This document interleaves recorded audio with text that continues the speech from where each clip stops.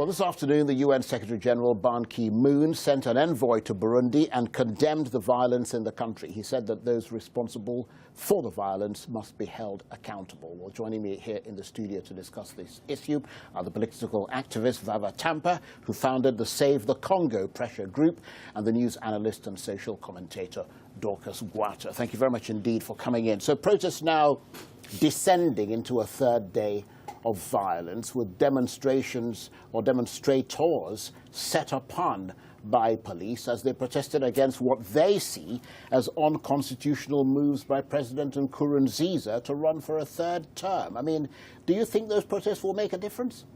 Well, Charles, the youth around the world have had a taste of freedom.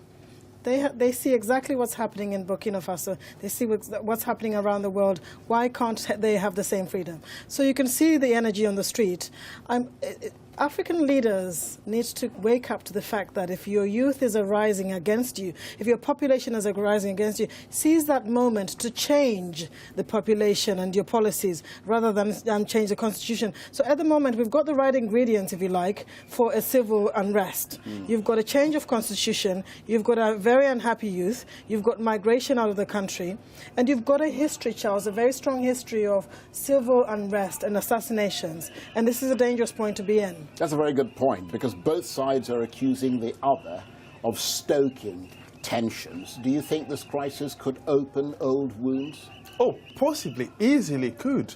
I mean, Burundi finds itself in a really, really unstable region. You have Rwanda in the north, you have Congo in the west, you have Tanzania, which is the much more stable neighbor in the south. Now, this situation, there are two elements to it. There is the political quagmire, if you like. You need to realize that Burundi Nkurunziza, he's not the only African president in that part of the world who's attempting to change the constitution. You have Kabila in Congo trying to do the same thing, and we saw violence in Congo in January and just couple of weeks ago. So you have the same situation in Congo, and then you have Rwanda. Paul Kagame's mandate is also coming to an end in 2017, and he cannot run, but there is an attempt that he could also change the constitution. And then you have Yoweri Museveni of Uganda also facing the same prospect, and you have on the other side, in the western side of Congo, you have Congo Brazzaville with the same situation. He's not the only one, and that political quagmire essentially means if he fails to change the constitution, if he's forced out of power, then there is a chance all the other will also be forced out of power. So there is the element, and then there is the ethnic element of the situation. I mean, we know, as has been said before, Burundi's history goes back, 100 years of political violence between the Hutus and the Tutsis, the same situation in Rwanda. And now you have in Congo, the majority of people in Burundi are Hutus. You have in Congo the government with the UN attacking a small Hutu. So potentially this could escalate into something much bigger than it actually is. Now let's just look at the actual constitutional question.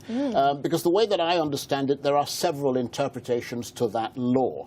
The Arusha peace agreement, which is seen by many as the operating legal texts in Burundi since 2005, clearly state that the president can only have 2 terms. Yes. On the other hand, the ruling party are insisting that the Burundian constitution says something different. So there's inconsistencies there, and there's some tempering.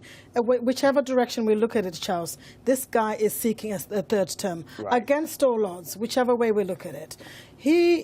He is losing an opportunity here to organize the country. There will be ripple effects of this. A destabilized Burundi, which has a history of destabilization, will have a ripple effect within the region. If he pushes on with this constitution, we are probably leading to a civil unrest. And that would be a shame for such a small country of 10 million people. Of course, the other big concern, Vava, is that thousands of people in the ruling party are armed. Certainly. And if they were to confront these protesters, things could take a more dangerous turn, couldn't they? That's the issue. I mean, essentially, this is the situation. You have the Hutu, who are the majority, the ruling party, the president is a Hutu. He used to be a rebel leader, responsible for dozens of war crimes and crimes against humanity. So you have that element, and he has section of his army, of his party, who remains armed. Then you have the military, which is dominated by the minority Tutsis. And you have the two former presidents who were assassinated by Tutsi officers. And so you have that element. But in addition, let me just go back to the issues of constitutions.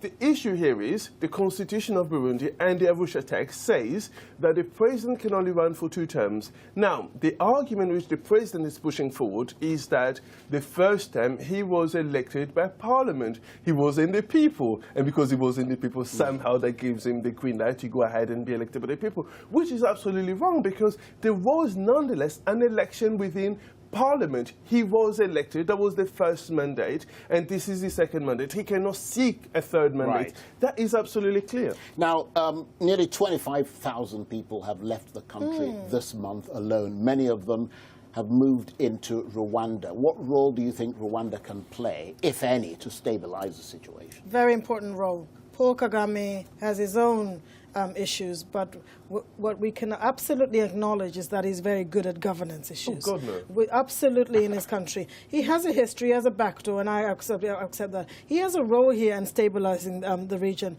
One hopes he does. He's taking in 5,000 plus refugees from this 3-day crisis alone. If the whole region erupts, he'll certainly be taking more because he's got the bigger economy and the bigger and the more organized country. So one hopes he takes some sort of leadership in organizing the role.